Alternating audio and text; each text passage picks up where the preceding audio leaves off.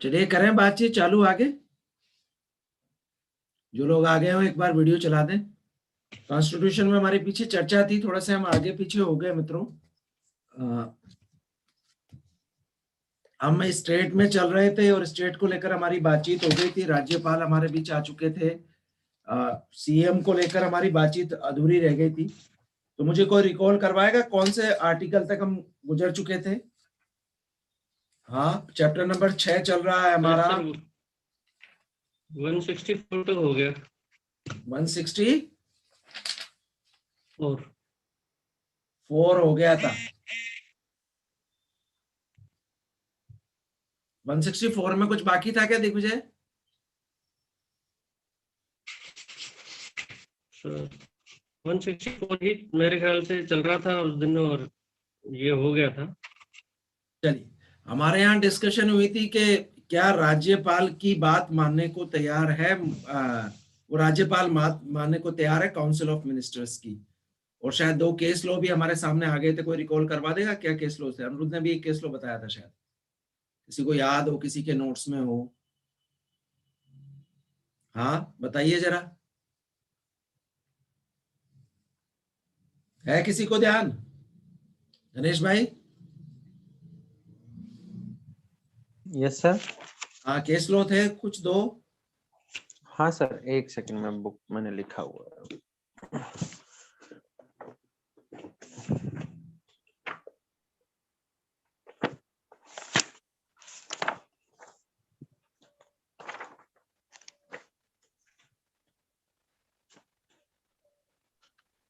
Narayan Dutt versus Punjab राज्य। Narayan Dutt versus Punjab राज्य। पक्का है ये केस लो? कुछ ध्यान है राजकुमार जी? नहीं, वो ईयर नहीं लिख पाए सर, वो सिर्फ ये लिख पाए थे, उन्होंने जल्दी बताया तो सिर्फ। चलिए, हमारे सामने चर्चा हुई थी राज्यपाल और मुख्यमंत्री या काउंसिल ऑफ स्टेट के बीच संबंधों को लेकर, और बहुत बार ऐसी स्थितियां पैदा हो जाती है। जैसे महाराष्ट्र अभी 1.5-2 साल पहले एक उदाहरण था, वहां सरकार बदली और उसके बाद जो टसल हुई। तो बहुत सारे ऐसे उदाहरण हैं जिनको लेकर हम चर्चाएं कर सकते हैं। आज दिग्विजय सर आगे बातचीत करेंगे। मुझे पता नहीं चल रहा कि जो अटॉर्नी जनरल ऑफ इंडिया, वो कौन सा सेक्शन था? 100 कौन सा था? ध्यान है क्या किसी को? 165। हाँ जी, वो तो advocate general for the state है। हाँ, यहाँ से सेंट्रल वाला, सेंट्रल वाला। अच्छा सेंटर, हाँ उसका नहीं, वो तो उसमें यहाँ से स्टार्ट करना था। 164 था। नहीं 76। तो आप 165 के साथ 76 लिख लो, 165 के साथ 76 लिख लो। जब मैं लॉ का विद्यार्थी नहीं था तो मुझे अटॉर्नी जनरल और एडवोकेट जनरल में समझ में नहीं आता था मामला, और लॉ पढ़ने के बाद में भी नहीं समझ में आया बहुत समय तक। लेकिन जब अटॉर्नी जनरल से हमारे काम पढ़ने लगे, जब समझ में आने लगा, अब उसमें भी अटॉर्नी जनरल ऑफ इंडिया, फिर एडिशनल अटॉर्नी जनरल है, फिर असिस्टेंट अटॉर्नी जनरल है। जैसे यहाँ राजस्थान में असिस्टेंट और एडिशनल अटॉर्नी जनरल बैठ रहे हैं दोनों। Mister R.D. रस्तोगी है, वो एडिशनल अटॉर्नी जनरल है, और असिस्टेंट अटॉर्नी जनरल शायद बसंत छाबा जी हैं, जैसा मुझे ज्ञात है। तो उनके साथ हमारा कुछ संव्यवहार हुआ, वैसे भी परिचित थे, तो इसलिए। तो ओवर टू श्री दिग्विजय सिंह। आज दिग्विजय सर नोट्स नहीं लेके आए, आज सीधे सीधे आपको पढ़ाएंगे। या सर शेयर किए थे नोट्स? मुझे रिकॉल करा दो जरा। नहीं सर, शेयर नहीं हो पाए। चलिए करिए चालू। Over to Shri Digvijay Singh. हाँ सर, 165 से आज हम चालू करेंगे। जो केवल एक सेक्शन, एक आर्टिकल है 165 इसके अंदर, और ये बात करता है राज्य का महाधिवक्ता। तो the advocate general for the states, इसी के जैसे हमने पहले 76 आर्टिकल में पढ़ा, अटॉर्नी जनरल ऑफ इंडिया, जो भारत सरकार को विधिक सलाह देने की बात है। यहाँ बात आएगी कि ये कहाँ होगा। तो ये बात कर रहा है आर्टिकल 165 के, राज्य का महाधिवक्ता कहाँ काम करेगा। तो कि राज्य के राज्यपाल द्वारा नियुक्त, प्रत्येक राज्य का राज्यपाल कैसे व्यक्ति को नियुक्त करेगा? जो हाई कोर्ट में न्यायाधीश नियुक्त होने के लिए पात्र हो, योग्यता रखता हो, ऐसे व्यक्ति को अटॉर्नी डबल एजी जो एडवोकेट जनरल बोलते हैं, उसको नियुक्त करेगा। और क्या क्या कार्य करेगा? तो ये कहता है कि राज्य की सरकार को, किसी भी राज्य की सरकार को विधि संबंधित मामलों में, विधि से संबंधित जो विषय हैं उन पर सलाह देने के लिए, और ऐसे ही लीगल करेक्टर्स, विधिक स्वरूप के अन्य कार्यों का पालन करने के लिए जो भी राज्यपाल समय समय पे उसे बताए, निर्देशित करे, उन्हें वह कार्य करेगा उनके अनुसार। और ऐसे अन्य कार्य भी करेगा जो संविधान के द्वारा या किसी अन्य विधि ने उसे बताए हैं। जैसे कि हमने देखा पहले अटॉर्नी जनरल के लिए कि 88 के अनुसार अनुच्छेद 88 में कहा कि वो कार्रवाइयों में भाग ले सकता है, बोल सकता है। वैसे ही है कि ये भी जो है सदन, जो विधानमंडल है वहां पर बोल सकता है। तो इस तरह के संविधान ने दे रखा है उसको कि वो बोल सकता है। तो वैसे ही यहाँ पर भी आगे वो जो विधानमंडल में वो बोल सकता है या कार्यों में भाग ले सकता है। तो वैसे ही संविधान द्वारा दिए गए हैं। तो यहाँ 165 का खंड 1 यही कह रहा है कि जो प्रत्येक राज्य का राज्यपाल हाईकोर्ट के जो न्यायाधीश नियुक्ति का पात्र व्यक्ति है उसको नियुक्त करेगा महाधिवक्ता के रूप में। और उसका कार्य क्या होगा कि राज्य सरकार को विधि संबंधित मामलों में, विधि संबंधी विषयों पे सलाह देगा और विधिक स्वरूप के अन्य कर्तव्य का निर्वहन करेगा जो राज्यपाल उसे बताए। और अन्य ऐसे कार्य का निर्वहन भी करेगा जो कॉन्स्टिट्यूशन ने, संविधान ने दिए या किसी अन्य विधि ने उस पर अधिरोपित किए हैं, वो कार्य करेगा। और फिर ये किसके प्रसाद पर काम करेगा? तो ये कहा यहाँ पे कि ऐसा जो महाधिवक्ता है वो राज्यपाल के प्रसाद पर्यंत पद धारण करेगा। और जो उसको पारिश्रमिक मिलेगा, जो उसको रिम्यूनरेशन मिलेंगे, वो राज्यपाल अवधारित करेगा। ये जो है आर्टिकल 165 है। इसमें कुल 3 बातें रही जो हमने पढ़ी। अब नेक्स्ट जो टॉपिक आता है वो कंडक्ट ऑफ गवर्नमेंट बिजनेस। जैसा हमने पहले भी पढ़ा था संसद के लिए भी, वैसे ही है यहाँ पर भी कि सरकारी कार्य का संचालन राज्य में कैसे होगा और किसके नाम से किया जाएगा, इस बारे में बात की गई है। तो आर्टिकल 166 बात कर रहा है कि राज्य की सरकार के कार्य का संचालन, conduct of business of the government of state. तो पहली बात यहाँ आती है कि जो भी राज्य सरकार की कार्रवाइयाँ होंगी वो सभी कार्रवाइयाँ, कार्यपालिका कार्रवाइयाँ, जो एग्जीक्यूटिव कार्रवाइयाँ हैं, वो राज्यपाल के नाम से की हुई मानी जाएंगी, कही जाएंगी। तो जो भी कार्य राज्य की सरकार करेगी कार्यपालिका शक्ति का प्रयोग करते हुए, वो राज्यपाल मानी जाएगी। फर्स्ट बात ये है। बात आती है कि कोई भी ऐसा जो आदेश है या कोई ऐसी इंस्ट्रूमेंट है जो राज्यपाल के द्वारा मतलब उसके नाम से की हुई है, तो ऐसे राज्यपाल द्वारा अटेस्टेड, ऐसे अटेस्टेड की जाएंगी, ऐसे मैनर से अटेस्टेड होंगी वो कि जो राज्यपाल नियमों से तय करेंगे। तो यह ये बात है कि जो भी ऑर्डर्स निष्पादित हुए हैं, जो राज्यपाल के नाम से निष्पादित हुए हैं, वो ऑर्डर्स के बारे में यहाँ पर जो ऑथेंटिकेशन है उसका वो राज्यपाल के द्वारा बनाए गए नियमों के अनुसार होगा। और ऐसे जो ऑर्डर्स राज्यपाल द्वारा एग्जीक्यूट करने के किए गए हैं या आदेशित किए गए हैं, उन ऑर्डर्स पर कोई उसकी लीगैलिटी पर कोई प्रश्न नहीं किया जाएगा, मतलब उसकी विधि मान्यता पर कोई प्रश्न चिन्ह नहीं खड़ा किया जाएगा। ऐसे माना जाएगा कि वो सब ऑर्डर राज्यपाल के नाम से हुए हैं। इसे यूँ कह सकते हैं कि जो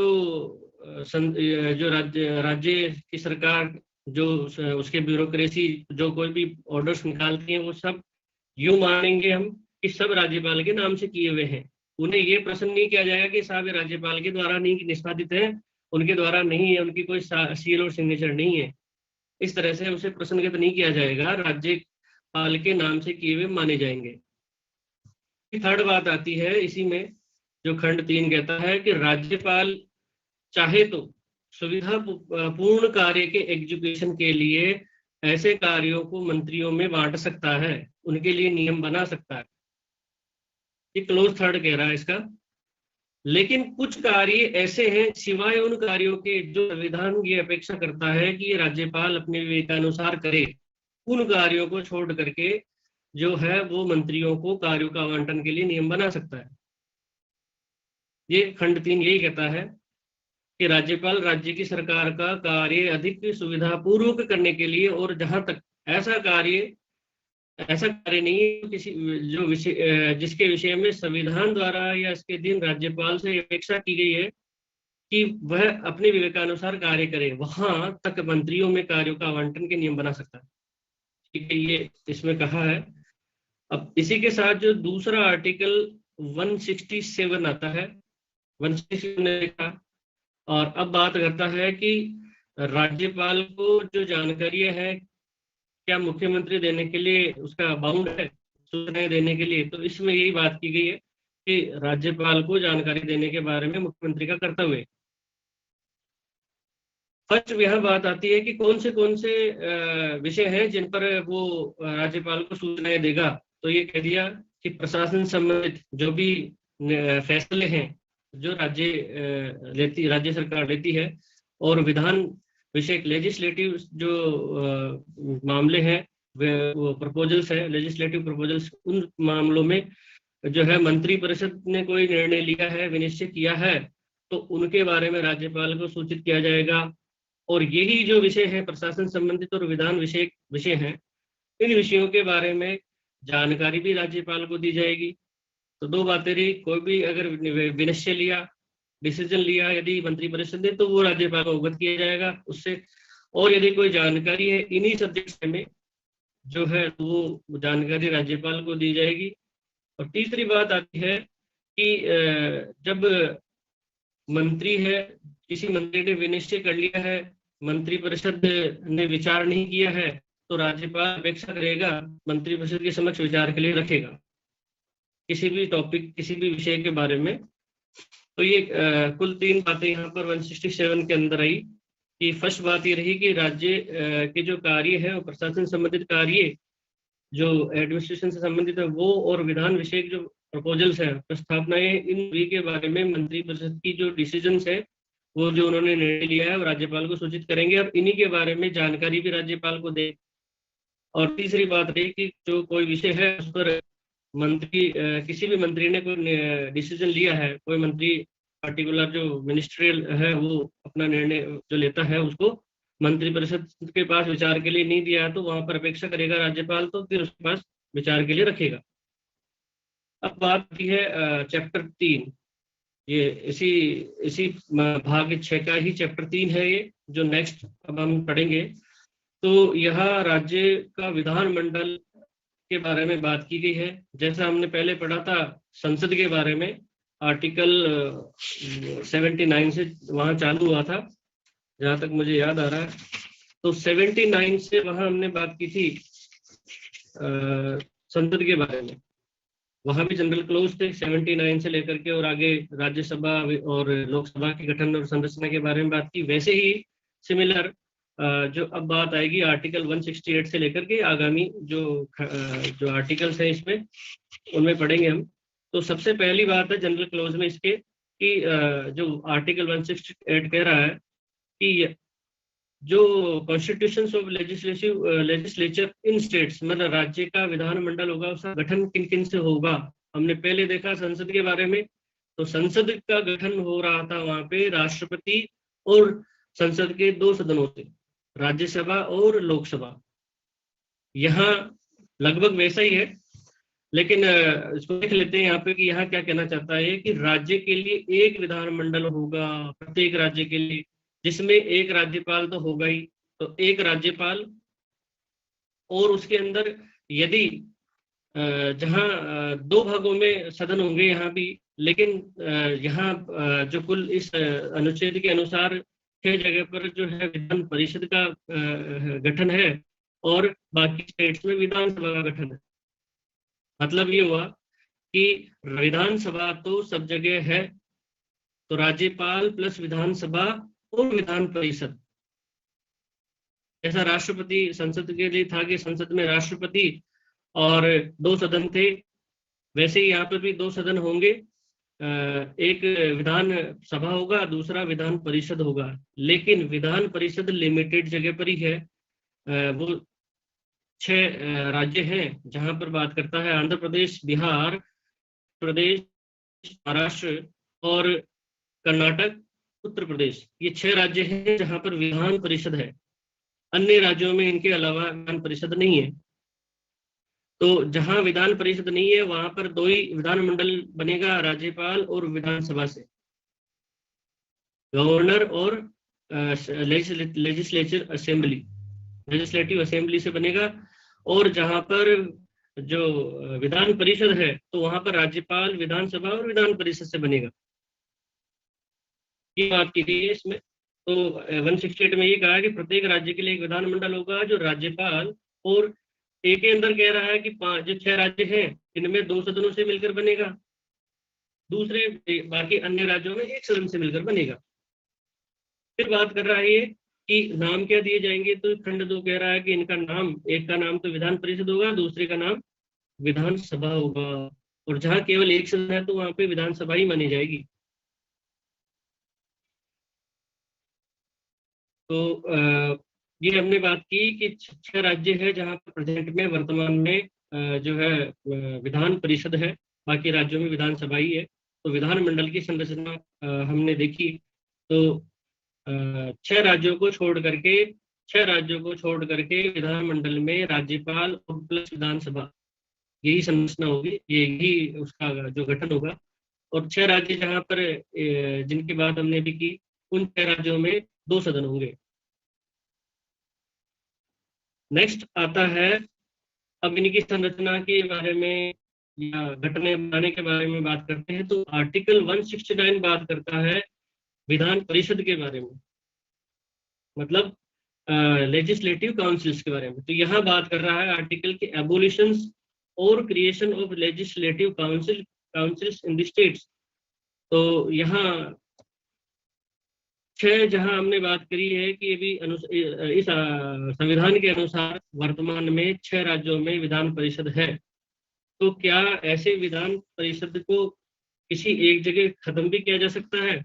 तो यहाँ ये कह रहा है कि ऐसे घटाने या बढ़ाने की जहाँ क्रिएशन करना है वो किया जा सकता है। तो ये बात ये कर रहा है कि संसद विधि द्वारा विधान परिषद वाले राज्यों में जहाँ विधान परिषद है वर्तमान में, उन राज्यों में विधान परिषद के उत्साधन के लिए, उत्साधन से मतलब एबोलिशन के लिए, या ऐसे राज्यों में विधान परिषद जहाँ पर नहीं है उनके क्रिएशन के लिए, सृजन के लिए उपबंध कर सकेगी। यह बात आती है, कौन करेगा? संसद विधि द्वारा करेगी। और कैसे करेगी, किसकी रिकमेंडेशन से करेगी? तो यह बात आती है कि उस राज्य की विधानसभा ने इस आशय का संकल्प विधानसभा की कुल सदस्य संख्या के बहुमत द्वारा और उपस्थित और मत देने वाले सदस्यों की कम से कम 2/3 बहुमत द्वारा पारित कर दिया हो। इसका अर्थ ये हुआ कि राज्य की विधानसभा, जो संबंधित राज्य की विधानसभा है, उनने इस प्रकार का संकल्प बहुमत द्वारा पारित किया हो, और उपस्थित और मत देने वाले सदस्यों के कुल कम से कम 2/3 सदस्यों से बहुमत पारित करने के बाद में ही संसद विधि द्वारा विधान परिषद का संरचना सर्जित करेगी, क्रिएशन करेगी। और यदि घटाना भी है तब भी यही कंडीशन है। मान लीजिए कि 6 है, 6 में से 1 की जगह उसका एबोलिशन करना है, तब भी यही प्रक्रिया अपनानी पड़ेगी।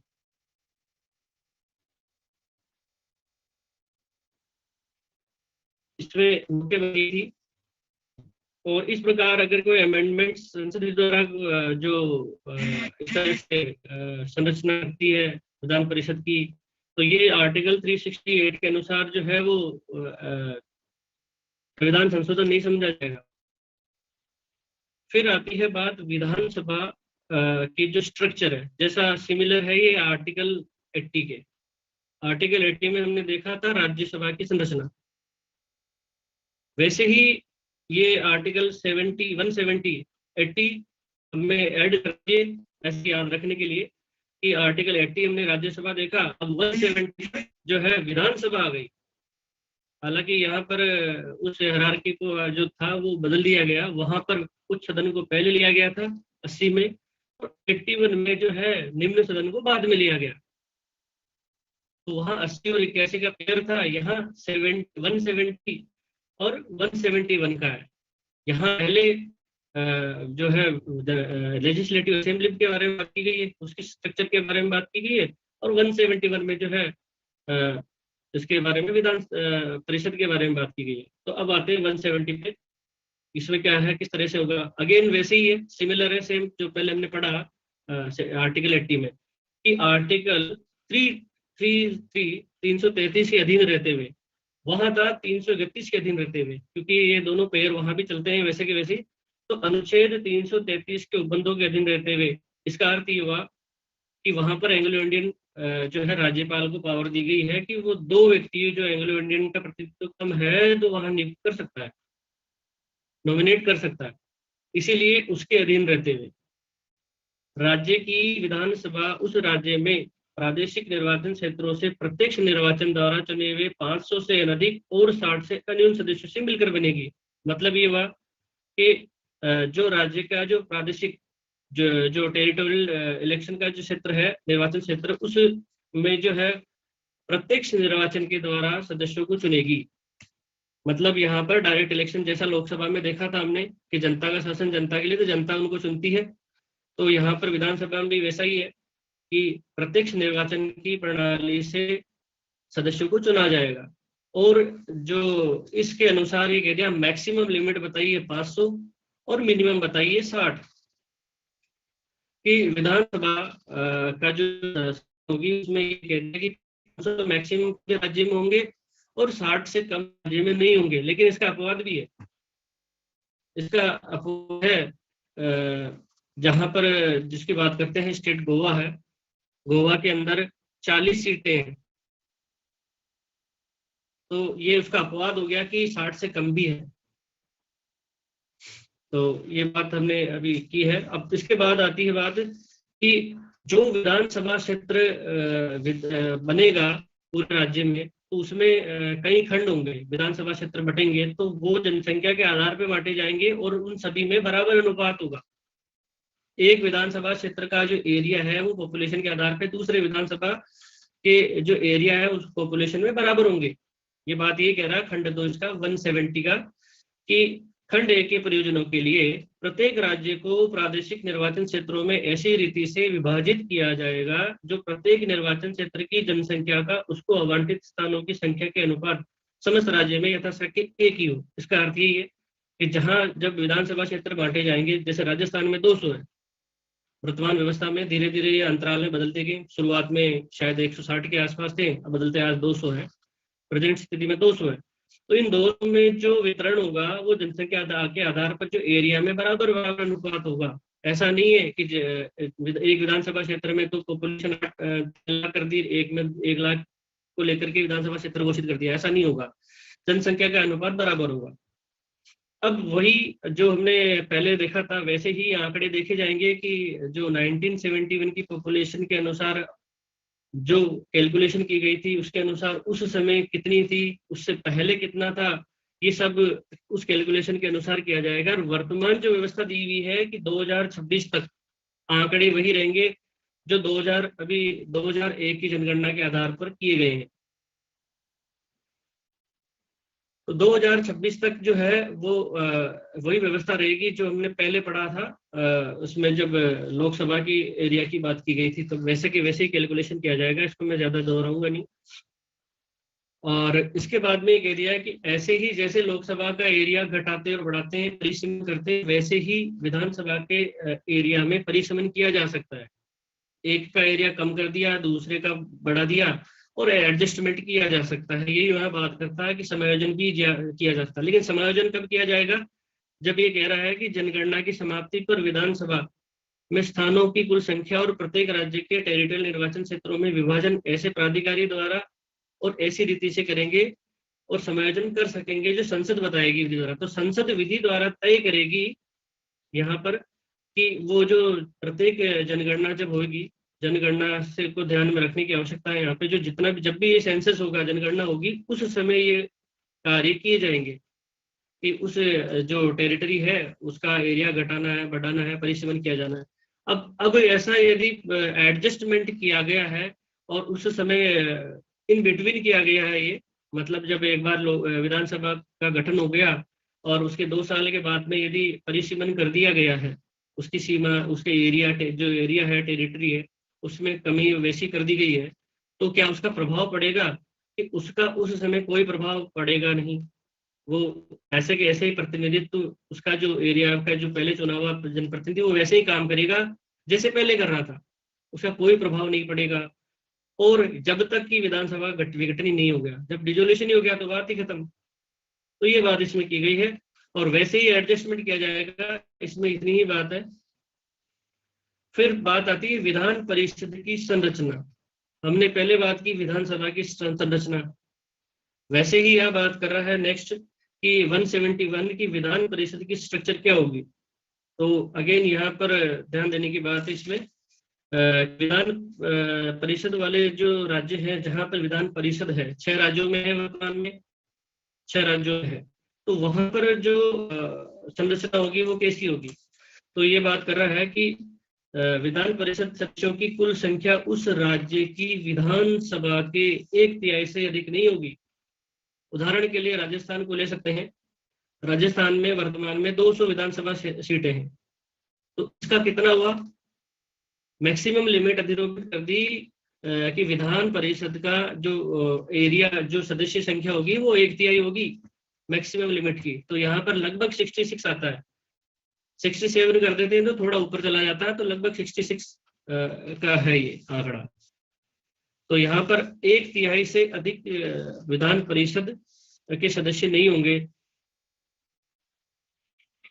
फिर इसमें बात आती है कि विधान परिषद के सदस्यों की जो कुल संख्या है वो किसी भी दशा में 40 से कम नहीं होगी। मतलब यह है कि विधान परिषद जब जहां संरचना की जाएगी तो इसका अर्थ ये हो गया कि 40 तो कम से कम होंगे ही होंगे। इसका अर्थ ये हुआ कि अब यहाँ एक ऊपर कंडीशन लगाई कि 1/3 से अधिक नहीं होंगे और 40 से कम नहीं होंगे। तो ये एक ध्यान देने की बात है। 2 लिमिटेशंस आई, पहले तो कि विधानसभा की जो कुल सदस्य संख्या है उसके 1/3 से अधिक नहीं होंगे, मतलब 1/3 ही होंगे। तो राजस्थान का उदाहरण लिया हमने तो 200 का 1/3 66 के आसपास बैठता है। फिर इसी का ये दूसरा एक मिनिमम क्राइटेरिया कर दिया था कि 40 से कम नहीं होंगे कभी भी। तो जहां भी अभी 6 जगह पर जहां है तो वहां ऑलरेडी ये व्यवस्था उसी के अनुरूप ही है। अब बात है इसमें कि इनकी जो स्ट्रक्चर होगा उसमें किस मेथड से इनको अपॉइंटमेंट मिलेगा। यहाँ पर सदस्यों को, जो विधान परिषद में सदस्य अपॉइंट्स होंगे वो किस कैसे कैसे कहाँ से होंगे, तो इनके बारे में बात की गई है। कुल 5 तरीके से बताए गए हैं। अब वो 5 तरीके कौन से हैं? तो पहली बात आ रही है कि अब बात आती कुल सदस्य संख्या, हमने बात की कि कुल सदस्य संख्या 1/3 होगी विधानसभा की। तो 1/3 जो कुल सदस्य संख्या इनकी जो बैठती है, मान लीजिए राजस्थान के लिए है नहीं लेकिन मान लेते हैं एक बार की कि 66 बैठती है, तो कुल सदस्य संख्या का हम उदाहरण से समझ लेते हैं ये 5 बातों को। कुल सदस्य संख्या 66 है।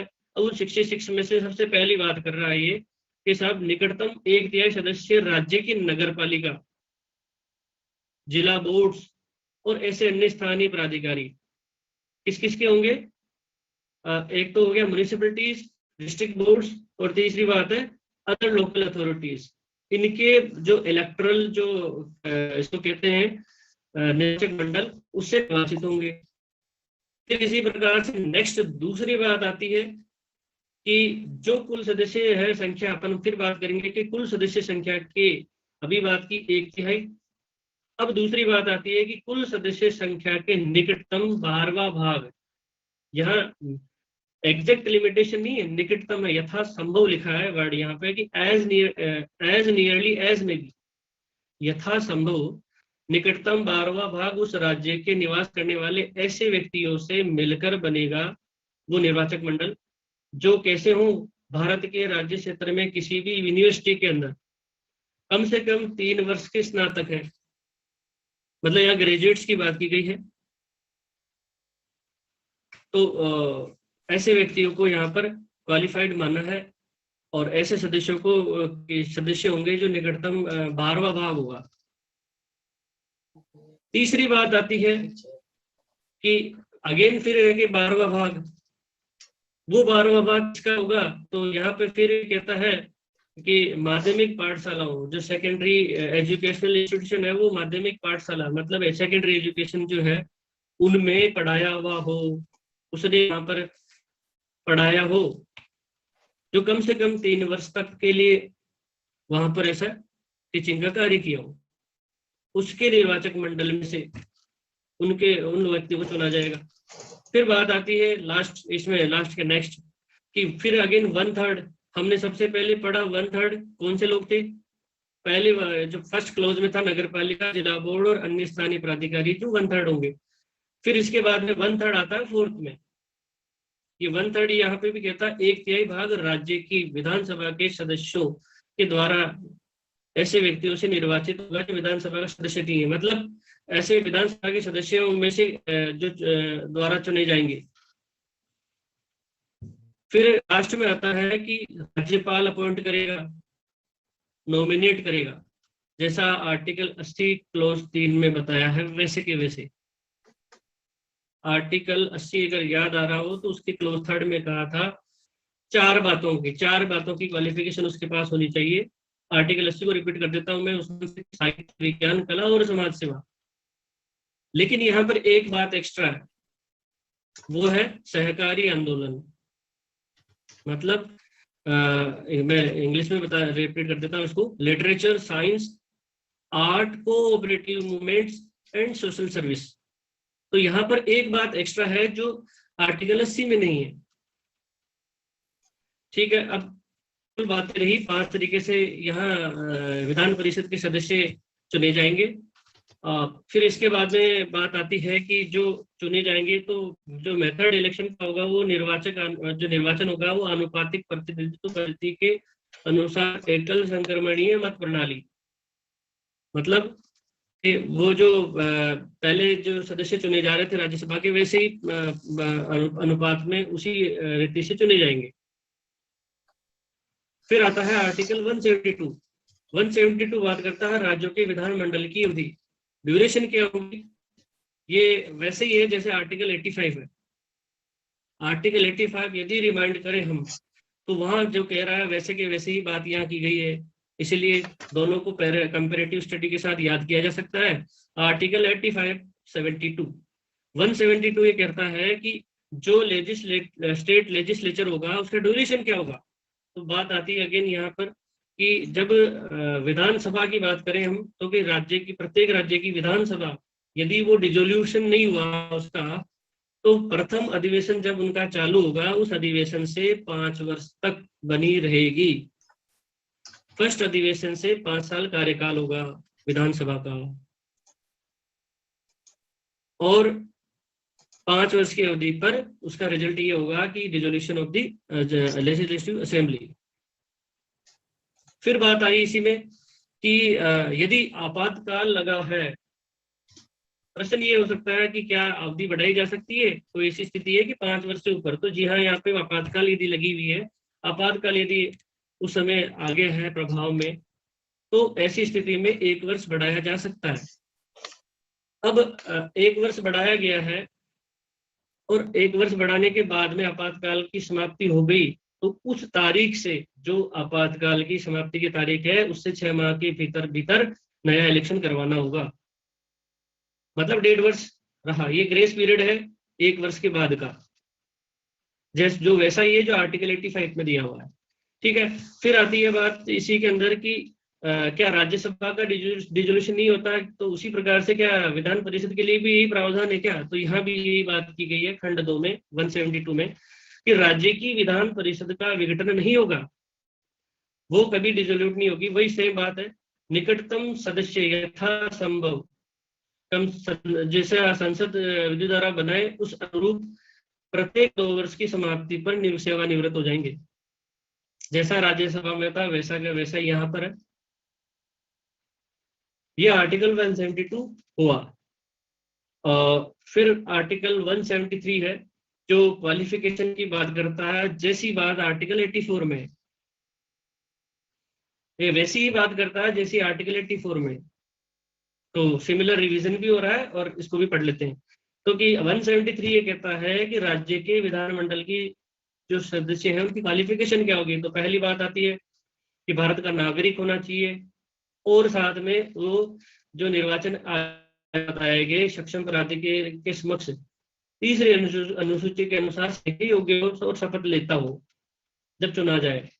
तो पहली बात ये रही शर्त कि भारत का नागरिक, और जब चुन लिया गया है तो तीसरी अनुसूची के अनुसार शपथ ले। मे भी वहां 2 शपथ है तीसरी अनुसूची में, मैं वापस रिपीट करना चाहूंगा। वहां पर जब नॉमिनेशन का फॉर्म भरा जाता है तब भी शपथ पत्र पेश करना पड़ता है, और जब चुन लिया जाता है तो शपथ लेनी पड़ती है सक्षम प्राधिकारी के समक्ष। तो इसीलिए इन दोनों बातें की गई है कि भारत का नागरिक हो और निर्वाचन आयोग के द्वारा प्राधिकृत व्यक्ति के समक्ष तीसरी अनुसूची के प्रयोजन के अनुसार शपथ लेता हो और अपने उस पर हस्ताक्षर करे। फिर इसके अंदर दूसरी बात आई कि विधानसभा में जो चुना जाने के लिए व्यक्ति योग्य होगा उसकी उम्र क्या होगी, कि साहब कम से कम 25 साल की आयु तो हो ही सही, 25 साल की आयु पूरी कर ली हो। और विधान परिषद के मामलों में जैसा राज्यसभा में 30 वर्ष वैसे ही है। फिर इसके अंदर अन्य क्वालिफिकेशन भी ऐड की जा सकती है। खंड 3 यही कहता है इसका अन्य क्वालिफिकेशन कौन सी होंगी, जो संसद विधि द्वारा तय करें।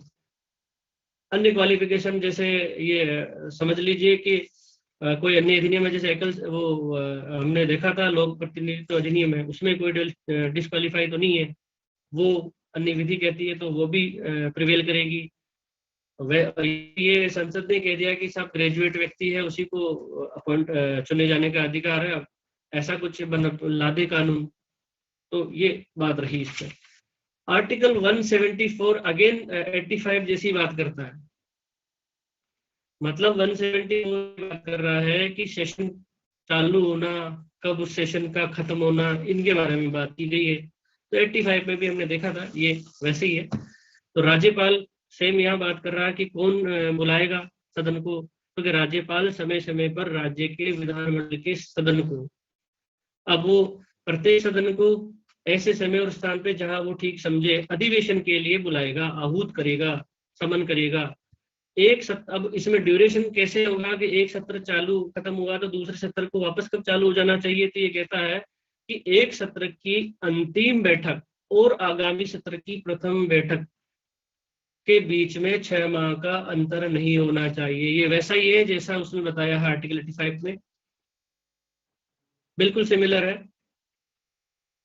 तो यहाँ बात ये रही कि राज्य के विधानमंडल का जो सदन है उन सदनों को राष्ट्रपति बुला सकता है, किसी भी सदन को समन कर सकता है सत्र में बैठक करने के लिए।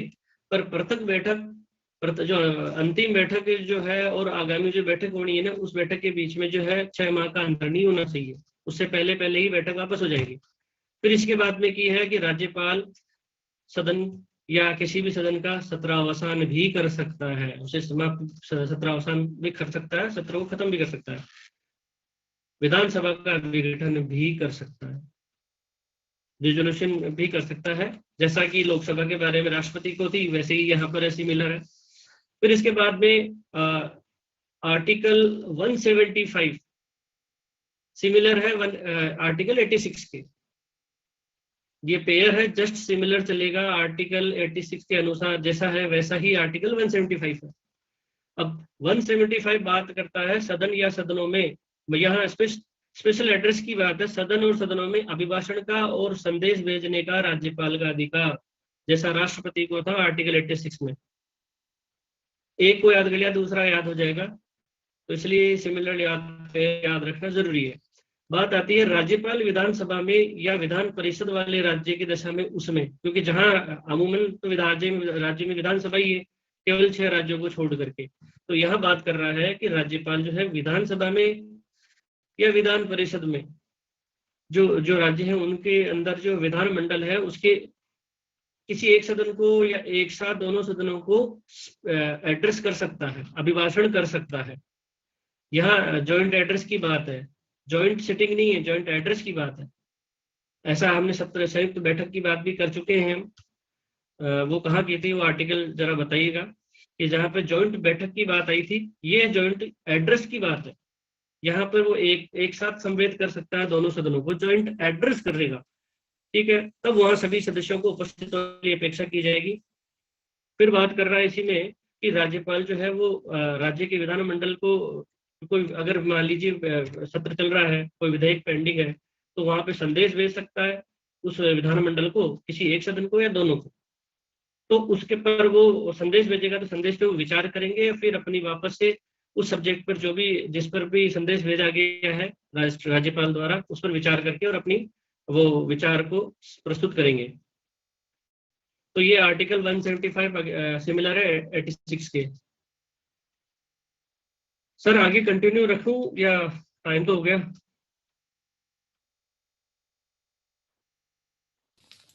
समय हो गया। आवाज आ रही है? हाँ, बहुत बढ़िया तरीके से आपने पूरी बातचीत रखी, दोनों को साथ साथ चलाया। और पहले बार मुझे लेजिस्लेटिव काउंसिल के बारे में पहले बार पता चला कि कैसे कैसे मेंबर आते हैं। अभी वहाँ चुनाव हुए हैं, जो ग्रेजुएट्स है वो यूपी में चुनाव हुए, तो आगरा से कोई निर्वाचक मंडल था, तो मैं किसी ऐसे व्यक्ति जानकार थे वो उस चुनाव में संलग्न थे, तो मैंने उनसे पूछा कहाँ है, तो बोले यार आगरा में निर्वाचक मंडल की कोई बैठक चल रही है लेजिस्लेटिव काउंसिल के लिए, तो उसको मैं जरा एड्रेस कर रहा हूँ। तो हमें पता चला कि कैसे हाउस ऑफ स्टेट और कैसे लेजिस्लेटिव असेंबली, और स्टेट असेंबली नहीं बोले हम, कम से कम लॉ के विद्यार्थी है तो उसको लेजिस्लेटिव असेंबली और लेजिस्लेटिव काउंसिल दो चीजें हो गई है। लेजिस्लेटिव को हिंदी में क्या कहेंगे?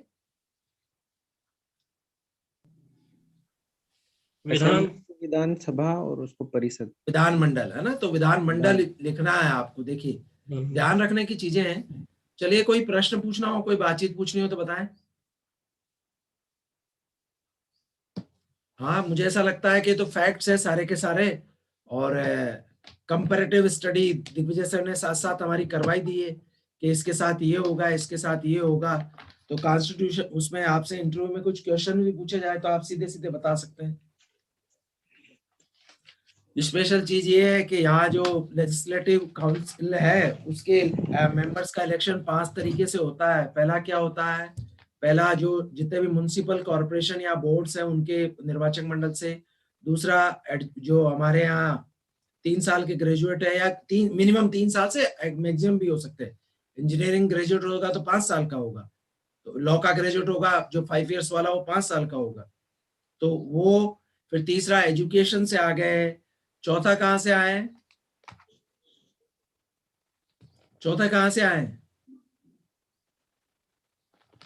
हाँ, साधारण सदस्य, जो आदमी मिनिस्टर नहीं बन सकता उसको ला सकते हैं। और पांचवा राज्यपाल से नॉमिनेशन, उसमें भी कोऑपरेटिव मूवमेंट को स्ट्रेंथन करने के लिए, जो कोऑपरेटिव मूवमेंट में या कोऑपरेटिव जो हमारे यहाँ जैसे कोऑपरेटिव बैंक्स होते हैं, कुछ वो क्या कहते हैं उनको, संस्थाओं को जो काम करती है, सहकारी समितियां जो होती है, कोऑपरेटिव कमिटीज नहीं, उनका और कुछ नाम है, कोऑपरेटिव सोसाइटी समिति, कोऑपरेटिव सोसाइटीज, हाँ सहकारी समितियां। तो उनके लोग भी उसमें जा सकते हैं, निर्वाचक मंडल में चुने जाते हैं। उसमें ब्लॉक लेवल पे होती है, शायद ग्राम लेवल पे होती है, ब्लॉक लेवल पे होती है, फिर डिस्ट्रिक्ट लेवल पे होती है ना। तो ऐसे करके हम समझ सकते हैं। ये राजस्थान में 66 लोगों की लेजिस्लेटिव काउंसिल मिले बने, और किस दिन राजकुमार जी या आर के वर्मा जी को बुला दिया जाए कि सर जरा लेजिस्लेटिव काउंसिल की स्ट्रक्चर बनाइए। बहुत बार राजस्थान में चर्चा भी हुई है इस विषय को लेकर कि there should be a legislative council. Rajasthan में, आप बोले राजकुमार जी। राजस्थान में सर ये जारी भी हो गया था अशोक गहलोत जी के टाइम में 66 सीटों के लिए, जिसमें जारी भी हो गया था कि जो 22 हैं वो म्युनिसिपल कॉर्पोरेशन उनसे होंगे, और 5 जो मेंबर हैं वो ग्रेजुएशन वाले लेंगे, और 5 है वो एजुकेशन टीचर जो स्कूलें हैं, सीनियर स्कूलें हैं, यूनिवर्सिटी कॉलेज है, उनमें से लेंगे, और जो 22 हैं वो ऐसे व्यक्तियों को लेंगे जिनसे जो या तो एमएलए एमपी नहीं बन पाते हैं या कहीं बोर्ड के मेंबर वगैरह नहीं बन पाते, जिनको प्रसाद प्रियंत खुश करने के लिए वो उनको बना दिया जाता था 22, और 12 सेम वैसे ही जो हमारा अपर हाउस है उसके वैसे ही वो जो 12 लोग हैं वो फिर वहां राज्यपाल द्वारा खुश करने के लिए भी वहां नॉमिनेट किया जा सकता था। ऐसी स्ट्रक्चर आ भी गई थी बनने के प्रोसेस में, पर रह गई वो, शायद किसी को ध्यान होगा उस टाइम पड़ा होगा, तो ये जारी भी हो गई थी और रनिंग में आ भी गई थी। तो वर्मा सर और मेरे जैसे लोगों के मौके चूक गए यार। हाँ, नहीं नहीं, मौके कभी नहीं चूकते हैं, मौके तो वापस आ जाएंगे अपने पास। या बिल्कुल रेखा सही है जैसे सर। असिस्टेंट प्रोफेसर हो गई और विश्वविद्यालय से कहा गया कि रेखा 5 दिन का 5 साल का ब्रेक ले लो, आपको लेजिस्लेटिव काउंसिल में भेजा जा रहा है बीइंग एजुकेशनिस्ट, है ना। जैसे हमारे सीपी जोशी जी है, गिरिजा व्यास है, विश्वविद्यालय शिक्षा में भी थे और फिर राजनीति में भी सक्रिय रहे। तो विश्वविद्यालय को ऑटोनोमस बॉडी मानते हुए उन्हें राजनीति में भेज दिया जाता था, यानी जा सकते हैं वो, फिर वापस आके ज्वाइन कर सकते हैं। गणेश कुछ कह रहे हैं? जी सर, मैं थोड़ा सा दिग्विजय सर की बात में थोड़ा सा एक एड ऑन करना चाहूंगा। जी सर, ये जो आर्टिकल 170 का जो हेलो 171 का जो था ना, सॉरी 170 का जो विधान सभा की संरचना थी सर, इसमें अपवाद केवल गोवा नहीं और भी हैं। मिजोरम बताएं। है, सिक्किम है, अरुणाचल प्रदेश है, 4 हैं ये। अपवाद स्वरूप अरुणाचल प्रदेश में 40 सीटें हैं, गोवा में भी 40 है, मिजोरम में भी 40 है और सिक्किम में 32 है। 4 हैं सर ये। दिल्ली में कितनी है? दिल्ली में मुझे ध्यान नहीं है सर। हाँ, दिल्ली तो बड़ा है। चलिए, बड़ा है। वीर विक्रम के लिए 3 क्वेश्चन है आज के। एक तो 60 से कम लोग विधानसभा के सदस्य, वैसे नंबर बता दिए हैं गणेश ने, लेकिन आप क्वेश्चन डाल दीजिए, लोग आंसर लिखेंगे। दूसरा क्वेश्चन ये है कि प्रसाद पर्यंत का शायद अभी किसी ने डाला नहीं। ये प्रसाद पर्यंत को, pleasure of governor and pleasure of president को जरा समझ ले ठीक तरीके से। तो इस पर कोई भी मटेरियल मिल जाए तो जरा ग्रुप में शेयर करिए, है ना। प्रसाद पर्यंत, गणेश कुछ बोलेंगे प्रसाद पर्यंत पर? सर, मैं दिन में ढूंढूंगा प्रसाद पर्यंत का पूरा नहीं, मटेरियल। वैसे तो अपने को समझ में तो आ गया है, लेकिन मान लो पूछ ले अपने से इंटरव्यू में। प्रसाद पर्यंत का इट मीन्स केवल इतना सा है कि जैसे कि कहीं लिखा जाता है कि राष्ट्रपति के प्रसाद पर्यंत या राज्यपाल के प्रसाद पर्यंत, तो वो क्या है कि उनके विवेकाधीन मतलब उनकी जो उनके कॉन्शियस पे या विवेकाधीन शक्ति पे डिपेंड है कि वो जब तक चाहे तब तक वो व्यक्ति पद पर रह सकता है। इट मीन्स उनकी तरफ से वो प्रसाद रूप है वो पद उनके लिए, कि हाँ, वो जब तक उनकी कृपा बनी रहेगी तब तक ही सो एंड सो व्यक्ति उस पद पर बना रहेगा। जिस दिन उनकी कृपा हटी और उस दिन उनका पद छिन जाएगा। अब मेरा दूसरा इंटरव्यू के नाते क्वेश्चन हो गया, इसका आधार कहाँ से है, इसको क्यों लाया गया? तो ऐसा कुछ अपने को गूगल बाबा पर मिल जाए तो अपने ग्रुप जी पे शेयर कर लो, तो कॉन्फिडेंट रहोगे। अरे प्रसाद पर्यंत मैं बोलता हूँ, इस पे भी 3 मिनट देखो, है जी ना। सर। इसलिए जी मैं सर। वीर विक्रम आज ढूंढ के, तुम बहुत बढ़िया काम कर रहे हो भाई। तो जरा ढूंढ ढांड के, वैसे अपने अनिरुद्ध बैठा है, अनिरुद्ध भी समझा सकता है, लेकिन अनिरुद्ध अभी एग्जाम से निपट के आया है, तो अभी जोश में बहुत जागा वागा होगा, रात रात भर पढ़ा होगा। कौन सा सेमेस्टर था अनिरुद्ध? 9वां था? कौन सा था अनिरुद्ध? 9 सेमेस्टर था सर, अब फाइनल है बिल्कुल। 10th सेमेस्टर है। यस तो सर। अनुरोध जरा प्रसाद पर्यंत आप पे भी निकाल के देना, जरा कुछ समझ में आ जाए, उस पे कुछ नोट्स मिल जाए, है अवेलेबल है सब कुछ, है बिल्कुल ना। सर, तो ठीक है सब, सर। हाँ, तो हम उस कॉन्सेप्ट को ठीक तरीके से समझ लें। और गणेश ने बढ़िया बात कही कि ये वो हो रहा है। हमें लेजिस्लेटिव काउंसिल भी समझ में आ गई कि राजस्थान में 66 मेंबर हो सकते हैं। और किसी दिन मान लो राजस्थान पत्रिका, भास्कर या टाइम्स ऑफ इंडिया या किसी समाचार पत्र में आर्टिकल लिखना पड़े कि why should not we are giving the an opportunity to educationist and people from the arts through the legislative council, तो उसमें एक आर्टिकल तो लिखा ही जा सकता है। सरकार करे कि नहीं करे अलग बात है ना। Involving more people by different manner, है ना। कोऑपरेटिव मूवमेंट से, वो म्युनिसिपल कॉर्पोरेशन से आ रहे हैं, कोऑपरेटिव मूवमेंट से आ सकते हैं, एजुकेशन से आ सकते हैं, और जो लोग those who are not accommodated through the elections they can come also in that. तो विचार तो खड़ा हो ही सकता है। तो जब विचार आ जाए तो फिर आर्टिकल भी लिखा जा सकता है। और कोई चर्चा? बहुत बढ़िया रखी दिग्विजय ने बातचीत, दोनों का कंपैरिजन साथ साथ चला। और देखिए हमारा यहाँ ये म्यूचुअल लर्निंग का प्रोसेस इसीलिए है, जैसे गणेश भाई ने स्वीकृति दे दी है कि वो भी कुछ समय मैदान में आने वाले हैं। गणेश, स्वीकृति है हमारे, कल सूचना मिली कि आप भी अब कुछ एक कदम आगे बढ़ाना चाहते हो। जी सर। हाँ, तो जल्दी हमारा रोस्टर आज कोशिश करूंगा आज कुछ जारी कर दे, कल वालों की तैयारी के लिए भी बात कर लेंगे हम। और बाकी हम मिलते हैं कल सुबह में। 8:20 हो गए, लेकिन मुझे आनंद आया दोनों विषयों में। सुबह वाला विषय थोड़ा भारी था, तो उसे जरा देख लीजिए, बिना पढ़े कुछ नहीं समझ में आएगा। तो समझिए, उसे तोड़िए, उसको फिर कुछ क्वेश्चंस हो तो पूछिए, फिर भी क्वेश्चंस खुले रहेंगे। और पारस जी जैसे लोगों को धन्यवाद कि वो अलग तरह के क्वेश्चन हमारे लिए लाते हैं, गणेश लाते हैं एडवांस लेवल के, तो और हम बेहतर होते हैं। चलिए, इसी कामना के साथ कल सुबह 5:55 पर आपका इंतजार रहेगा। आपका दिन शुभ हो। Have a good day.